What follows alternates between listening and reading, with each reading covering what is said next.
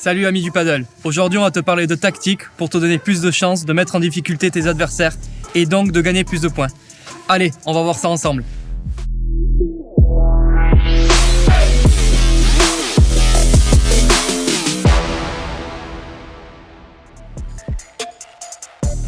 Ton objectif est de comprendre plus précisément comment utiliser les différentes zones du terrain. Allez Bastien, on y va. À plusieurs reprises dans les tutos précédents, nous t'avons conseillé de jouer en régularité, c'est-à-dire d'éviter de faire des fautes en jouant avec sécurité.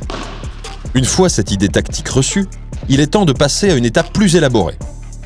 L'utilisation des espaces libres lorsque tu es au filet en situation d'attaque.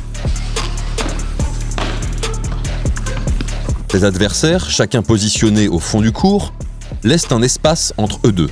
Il est donc intéressant d'exploiter cet espace, qui va déplacer un des deux joueurs vers le centre. Ainsi, il va quitter sa zone idéale, et un nouvel espace sera alors accessible. À partir de là, tu verras deux solutions simples qui s'offrent à toi. La première solution est de jouer long, en direction de la vitre du fond. De cette manière, ton adversaire manquera de temps dans son replacement pour pouvoir remettre en jeu ta volée.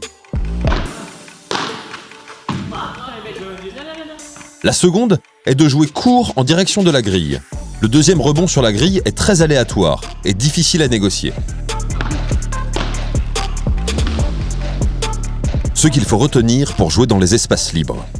Les espaces libres sont les zones éloignées des joueurs. Atteindre ces zones déplace les adversaires.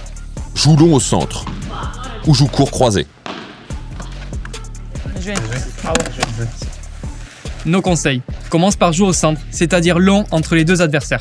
Profite des nouveaux espaces pour continuer à déplacer un joueur.